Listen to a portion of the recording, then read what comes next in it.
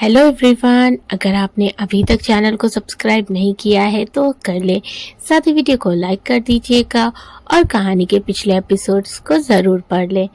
आरोही की आंखें हल्की नम हो गईं, लेकिन उसने खुद को संभालते हुए कहा, सर मैं जल्दी आने की कोशिश कर रही थी, लेकिन रास्ते में अव्यन ने अपनी आंखें सिकोड़कर उसे देखा। इनफ, आपको लगता है कि मैं आपकी बेवकूफी भरी सफाई सुनने में इंटरेस्टेड हूँ। फिर वो कुछ सेकंड चुप रहा, क्योंकि आरोही की आंखों की नमी ना जाने क्यों उससे अच्छी नहीं लग रही थी। इसीलिए वो थोड़ा रुककर उसकी ओर देखते हुए ठंडे लहजे में कहता है, आपको पता भी है, आपकी वजह से हमारी क्लाइंट मीटिंग डिले हो गई। बिजनेस वर्ल्ड में प्लेट होना प्रोफेशनलिज्म की सबसे बड़ी बेइज्जती होती है मिस बेबी गर्ल, और आपने आज खुद को बहुत अच्छे से साबित कर दिया। आरोही ने नजरें उठाकर उसे देखा। सर, मैं सच में। अव्यन ने उसे एक गहरी सख्त नजर से देखा। अब भी आप मेरे सामने खड़ी होकर मुझे सफाई दे रही हैं, लेकिन मैं आपको बता दूं कि मुझे बहाने सुनने की आदत नहीं है।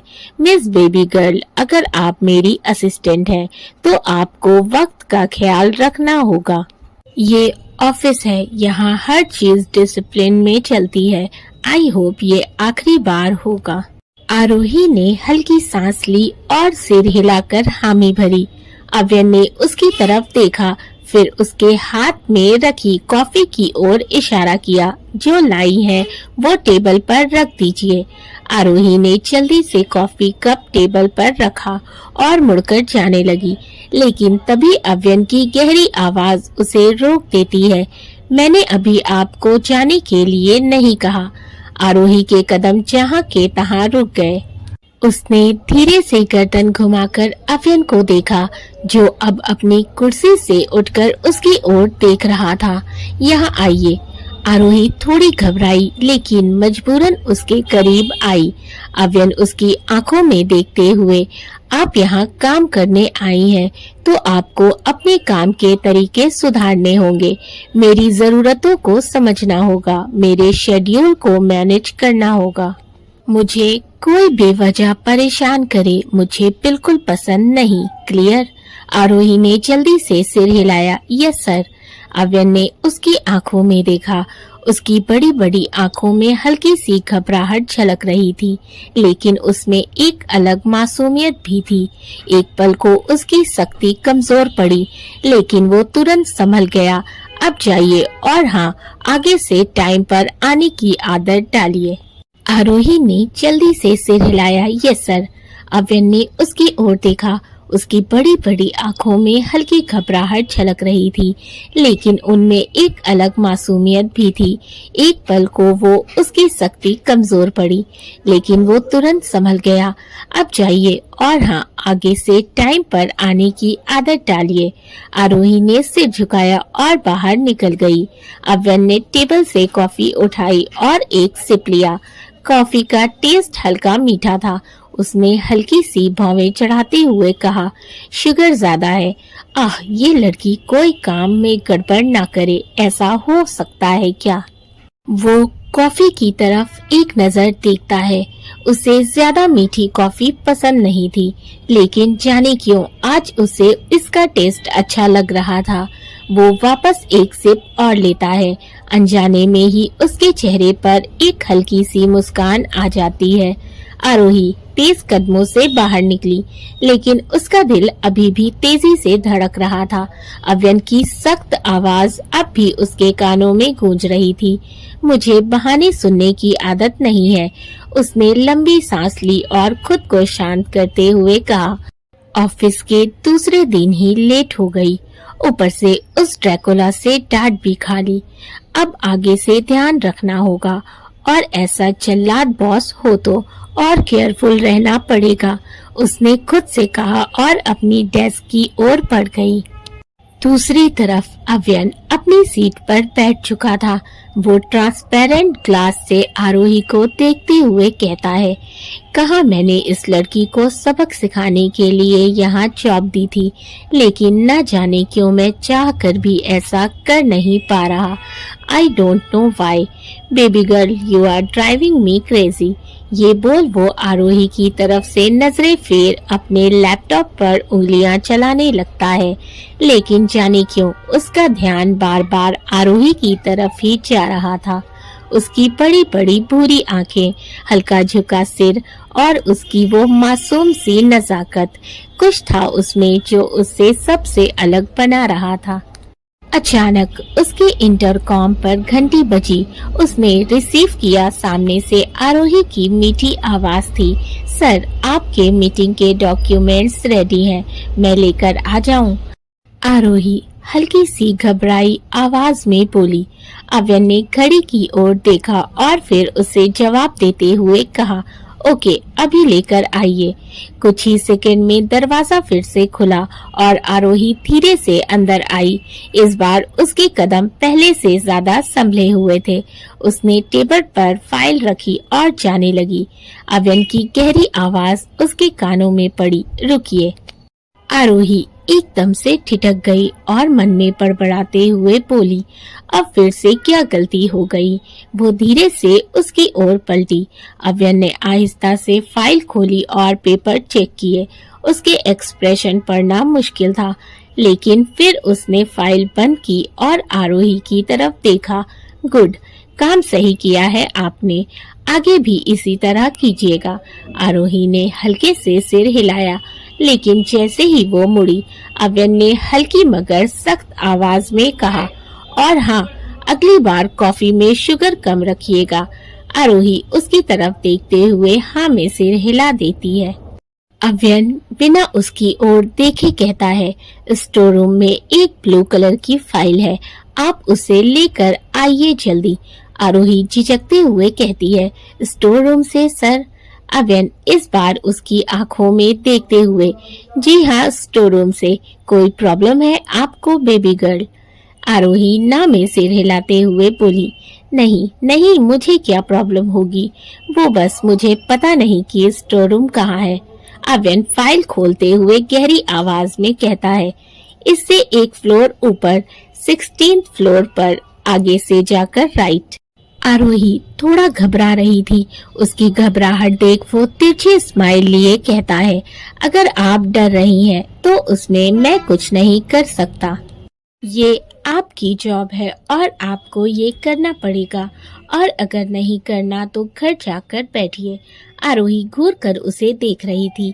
मतलब ऐसा घमंडी खड़ूस अकड़ू बॉस उसे मिला है कि अगर उसे एक खून माफ होता तो वो सबसे पहले पहला खून अपने इस खड़ूस बॉस का करना पसंद करती। पर बेचारी चाहकर भी कुछ नहीं कर सकती थी, मजबूर जो थी। आरोही एक नजर अव्यन को देखती है, जो फाइल पढ़ने में मशरूफ था। वो बिना कुछ बोले केबिन से बाहर निकल जाती है। उसके जाते ही अव्यन अपनी नजरें उठाकर उसकी ओर देखता है, जहाँ से आरोही अभी गई थी। उसके चेहरे पर स्मिर्क, एक तरह की स्माइल थी। आरोही लिफ्ट से 16 फ्लोर पर आती है और कॉरिडोर से होते हुए आगे जाकर राइट साइड जाती है। सामने एक बड़ा स्टोर रूम था। आरोही धीरे से दरवाजा खोलकर अंदर आती है। स्टोर रूम में हल्की रोशनी थी। आरोही धूल से भरी अलमारी के पास खड़ी थी, जिसमें पुराने रिकॉर्ड्स की फाइल ऊपर तक भरी थी। आरोही ने अलमारी से ऊपर के हिस्से की ओर देखा, जहां वो फाइल रखी थी। वो थोड़ा उचककर अपने नाजुक हाथों से वो फाइल निकालने लगी। पुरानी फाइलों को खंगालते हुए आरोही को फाइल निकालनी है जो अव्यन ने मांगी थी। जैसे ही उसने वो फाइल खींची, ऊपर रखी भारी भरकम किताबों और फाइलों का बैलेंस बिगड़ गया और एक मोटी फाइल सीधे उसके पैर पर आ गिरी। उसके मुंह से दर्द भरी आह निकल गई। दर्द से उसकी आंखें भीग गई, लेकिन उसने खुद को संभाला। उसने अपने पैर की ओर देखा जहां कट लग गया था और उसमें से खून निकल रहा था। साथ ही सूजन भी आ गई थी, मगर वो जानती थी कि अव्यन से देर करने का मतलब था और ज्यादा गुस्सा। वो किसी तरह से अपने दर्द को संभालते हुए फाइल लेकर बाहर निकल गई। अव्यन का केबिन। आरोही किसी तरह चलते हुए केबिन में पहुंची और फाइल उसकी टेबल पर रख दी। अव्यन ने एक नजर उसके चेहरे पर डाली। पसीने की हल्की बूंदें, आंखों में हल्का दर्द और होठ हल्के से कांप रहे थे। उसके चेहरे पर कुछ अलग ही मासूमियत थी। वो फाइल उठाने लगा, तभी उसकी नजर आरोही के पैरों पर पड़ी, जहां चोट लगी थी और उसमें से खून निकल रहा था और सूजन भी साफ दिख रही थी। वो तुरंत बोला, ये कैसे हुआ?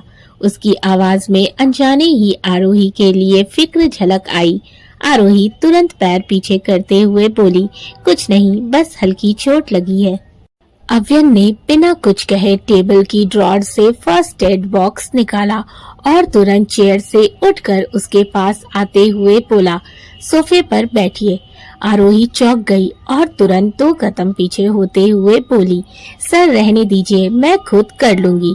अव्यन उसकी बातों को इग्नोर करते हुए सख्ती से कहता है, मैं आपसे पूछ नहीं रहा हूँ, बल्कि आपका बॉस होने के नाते आपको ऑर्डर दे रहा हूँ। बैठिए। उसका लहजा इतना ठंडा था कि आरोही उसके आगे कुछ बोल ही नहीं पाई और मजबूरन उसे सामने रखे सोफे पर बैठना पड़ा।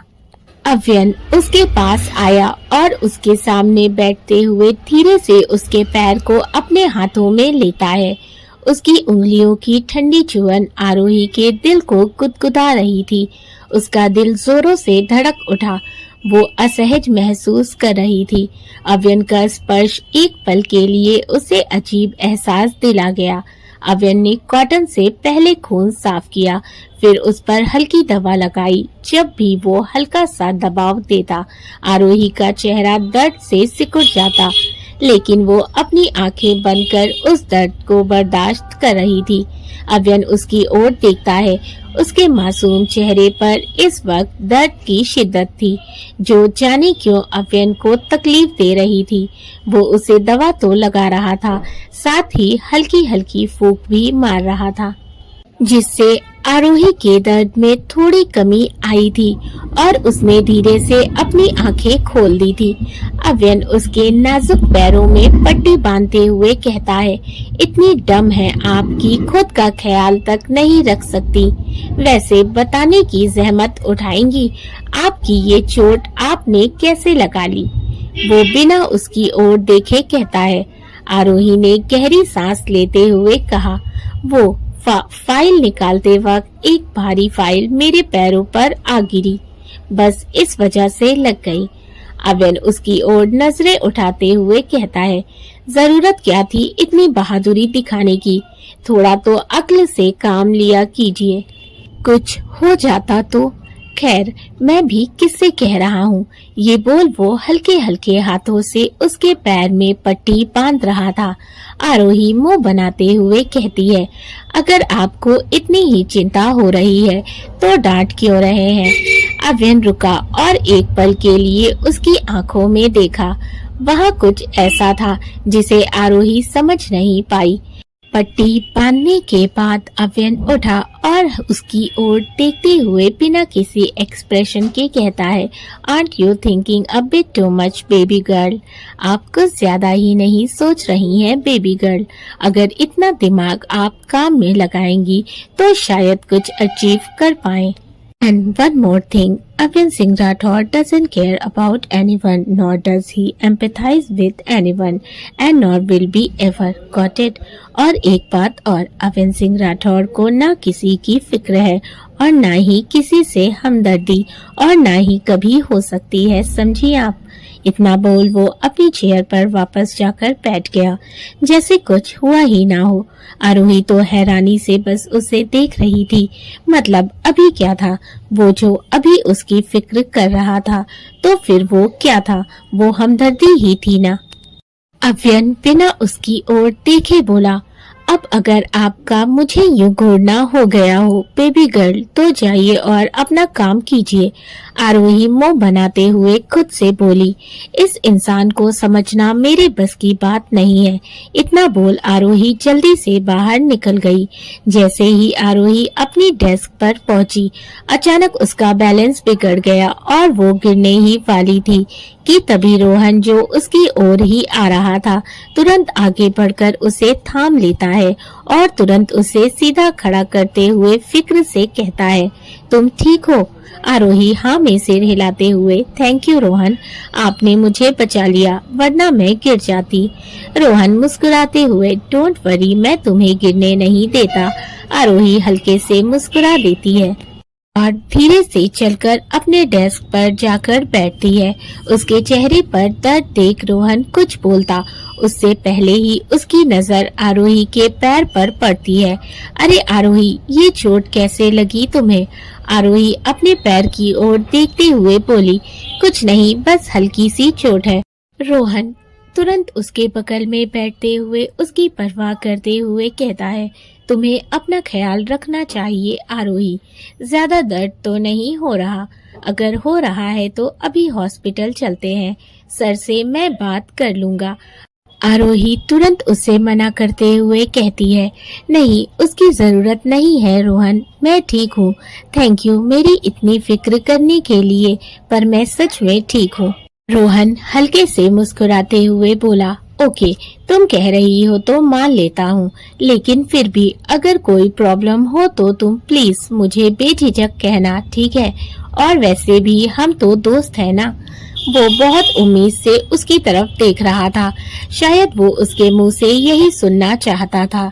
आरोही थोड़ा हिचकिचाते हुए कहती है, रोहन उसकी हिचकिचाहट देख मायूस हो जाता है। वो फीकी सी मुस्कान लिए कहता है, इट्स ओके, अगर तुम मुझसे दोस्ती करने में अभी कंफर्टेबल नहीं हो तो मैं तुम्हें फोर्स नहीं करूँगा। ये बोल वो जबरदस्ती मुस्कुराते हुए बोला, अपना ख्याल रखना, मैं आता हूँ। वो चेहरे पर झूठी मुस्कान लिए उठकर जाने लगता है। तभी आरोही उसका हाथ पकड़ उसे रोक लेती है। रोहन गर्दन घुमाकर धीरे से उसकी तरफ पलटता है और सवालिया नजरों से उसे देखता है, जैसे पूछ रहा हो, क्या हुआ? आरोही हल्के से मुस्कुराते हुए कहती है, एक दोस्त को दूसरे दोस्त की हेल्प करनी चाहिए, खासतौर पर जब उसकी दोस्त के पैरों में चोट लगी हो। आरोही की बातें सुन रोहन के चेहरे पर ना बयां हो सकने वाली मुस्कुराहट आ जाती है। वो आंखों में चमक और चेहरे पर खुशी लिए कहता है, तुमने मुझे दोस्त कहा, इसका मतलब मैं तुम्हारा दोस्त हूँ। आरोही मुस्कुराते हुए हाँ में सिर हिला देती है। रोहन खुशी से फूले न समाते हुए कहता है, oh thank you so much Aarohi, तुम नहीं जानती तुमने मुझसे दोस्ती करके मुझ पर कितना बड़ा एहसान किया है। देखना आरोही, मैं हमारी दोस्ती को कभी टूटने नहीं दूंगा, I promise. And once again thank you so much. Aarohi चेहरे पर मुस्कान लिए कहती है, प्लीज रोहन, ऐसी बातें करके मुझे शर्मिंदा मत कीजिए, मैंने आप पर कोई एहसान नहीं किया है। रोहन हल्के से हंसते हुए, ओके नहीं करूँगा, लेकिन एक शर्त पर। आरोही सवालिया नजरों से उसे देखते हुए बोली, कैसी शर्त? रोहन हंसते हुए बोला, अरे इतना घबरा क्यों रही हो यार, मैं सिर्फ इतना चाहता हूँ कि तुम मुझे आपकी जगह तुम कहकर बुलाओ, वो मुझे ज्यादा अच्छा लगेगा। आरोही उसकी बात सुन हल्के से मुस्कुराकर हाँ में सिर हिलाते हुए कहती है, ठीक है। रोहन मुस्कुरा रहा था, वो वैसे ही मुस्कुराते हुए कहता है, अच्छा तुम कुछ खाओगी? थोड़ी देर में लंच ब्रेक होने वाला है, मैं तुम्हारे लिए कुछ लेकर आऊं? आरोही उसकी ओर देखते हुए कहती है, रोहन लंच ब्रेक होने में अभी आधी घंटा बाकी है, तुम्हारा ध्यान कहाँ है? रोहन अपने सर पर हाथ फेरते हुए, ओह सॉरी, मैंने शायद ध्यान नहीं दिया। आरोही नागवारी से सिर हिलाते हुए, तुम भी ना बुद्धू हो एकदम। ये बोल वो खिलखिलाकर हंसने लगती है। उसकी हंसी इतनी प्यारी थी कि रोहन उसमें खो गया था। वो बेख्याली में कहता है, your smile is so adorable and you look even more lovely when you smile like that. तुम्हारी हंसी बहुत प्यारी है और ऐसे मुस्कुराते हुए और भी प्यारी लगती हो। वो लगातार उसे देख रहा था और खुद भी मुस्कुरा रहा था। आरोही उसकी बात सुन तुरंत चुप हो जाती है। रोहन उसकी ओर देखते हुए, क्या हुआ, तुम रुक क्यों गई? हंसती रहा करो ना, अच्छी लगती हो। आरोही कुछ नहीं कहती, बस धीरे से मुस्कुरा देती है। ये दोनों इस बात से बेखबर थे कि दो जोड़ी नीली आंखें इन्हें कब से घूर रही हैं। जो और कोई नहीं अव्यन था। अव्यन अपने केबिन में बैठा था, लेकिन उसकी नजरें आरोही पर थी। लेकिन जब उसने रोहन को आरोही से बात करते हुए हंसते मुस्कुराते देखा, तो जाने क्यों उसके अंदर एक अजीब सी चिढ़ उठती है। उसका चेहरा सख्त हो जाता है। वो गुस्से में इंटरकॉम उठाता है और रोहन को केबिन में बुलाने के लिए कॉल करता है, लेकिन फोन रोहन का दोस्त विपुल उठाता है। अव्यन की ठंडी आवाज उसके कानों में पड़ती है, रोहन को बोलो अभी केबिन में आए। अव्यन का ठंडा लेकिन सख्त लहजा सुनकर विपुल ने तुरंत रोहन को इशारा किया। रोहन केबिन में आता है। वो हल्का घबराया हुआ था, जाने अव्यन ने उसे क्यों बुलाया था। अव्यन अपनी कुर्सी पर बैठा, आंखों में वही सख्ती लिए वो उसकी ओर देखते हुए सर्द लहजे में कहता है, काम करने आए हो या गप्पे मारने? अव्यन की आवाज में गुस्सा था। रोहन घबराई आवाज में कहता है, सर मैं तो बस। रोहन कुछ कहता उससे पहले ही अव्यन ने उसे कड़ी नजरों से देखते हुए बोला, मैं यहाँ टाइम पास करने की सैलरी नहीं देता। बहुत खाली वक्त है ना तुम्हारे पास? मैंने जो प्रोजेक्ट दिया था उसका क्या हुआ? रोहन हिचकिचाते हुए, सर मैंने लगभग कंप्लीट कर लिया है, बस थोड़ा ही बाकी है। अव्यन उसे घूरते हुए, तो बाकी का बचा कौन कंप्लीट करेगा? कल तक अगर वो प्रोजेक्ट कंप्लीट नहीं हुआ तो 1 मिनट नहीं लगेगा मुझे तुम्हें ऑफिस से बाहर निकालने में। Got it? रोहन डरते हुए तुरंत कहता है, sorry sir, I am really sorry. कल तक मैं जरूर उसे कंप्लीट कर दूंगा। अव्यन तीखी नजरों से उसे देखते हुए, करना पड़ेगा रोहन, और ऑफिस टाइम में तुम या कोई और मुझे फालतू बातें करता दिखा तो मुझसे बुरा कोई नहीं होगा, अंडरस्टैंड? रोहन ने सिर झुका लिया। सॉरी सर, नेक्स्ट टाइम ऐसा नहीं होगा। मैं आपको शिकायत का मौका नहीं दूंगा। अव्यन सख्त नजरों से उसे घूरते हुए कहता है, आई होप सो। रोहन जल्दी से केबिन से बाहर चला जाता है, लेकिन अव्यन का गुस्सा अभी भी ठंडा नहीं हुआ था। उसने फिर इंटरकॉम पर आरोही को बुलाया। आरोही अंदर आई तो देखा अव्यन की आंखों में अजीब सी तलखी है। वो कुछ समझ नहीं पाई कि अव्यन इतने गुस्से में क्यों है। अव्यन ने बिना उसकी ओर देखे मेज पर ढेर सारी फाइलें पटक दी और बिना किसी एक्सप्रेशन के कहता है, ये कुछ फाइल्स हैं, इन्हें 3 दिन के अंदर कंप्लीट करके दीजिए मुझे। आरोही की आंखें चौड़ी हो गईं और मुंह खुला रह गया। वो उसकी ओर देखते हुए हैरानी से कहती है, सर इतनी सारी फाइल्स, ये 3 दिन में मुमकिन नहीं है। अव्यन उसकी ओर देखते हुए ठंडे लहजे में कहता है, तो मुमकिन कीजिए बेबी गर्ल, आप यहाँ काम करने आई हैं, मस्ती करने तो नहीं। और वैसे भी ऑफिस में दोस्ती निभाने का वक्त तो है आपके पास, लेकिन काम करने का नहीं। आरोही को अब गुस्सा आ रहा था, लेकिन वो कुछ कह नहीं सकती थी। उसने फाइल्स उठाई और बाहर निकल गई। जैसे ही वो अपनी डेस्क पर पहुंची और मन ही मन बड़बड़ाई, ये आदमी है या जल्लाद, बस मुझ पर गुस्सा करता रहता है। मुझे परेशान करने में मजा आता है क्या उन्हें? अब 3 दिन में कैसे कंप्लीट करूंगी मैं इन फाइल्स को? लगता है 3 दिन मुझे ओवर टाइम काम करना पड़ेगा। चल आरोही, लग जा काम पर। इतना बोल आरोही अपना काम करने लगती है। इधर अव्यन अपनी सीट पर बैठा खुद से लड़ रहा था। उसे खुद नहीं समझ आ रहा था कि उसे इतना गुस्सा क्यों आया था, लेकिन एक बात तो तय थी, उसे पसंद नहीं आ रहा था कि आरोही किसी भी लड़के से बात करे और ये एहसास उसे और भी गुस्सा दिला रहा था। दोस्तों, आई होप कि आप लोगों को स्टोरी अच्छी लग रही हो, कहानी पसंद आ रही हो तो वीडियो को लाइक कर दीजिएगा। चैनल को सब्सक्राइब नहीं किया है तो कर ले, साथ ही अपने फीडबैक मुझे जरूर दें। इसी तरह से प्यार बनाए रखें। कहानी के पिछले एपिसोड्स नहीं पढ़े हैं तो पढ़ ले। मिलते हैं स्टोरी के नेक्स्ट एपिसोड में। Thank you for watching and keep supporting. Love you all.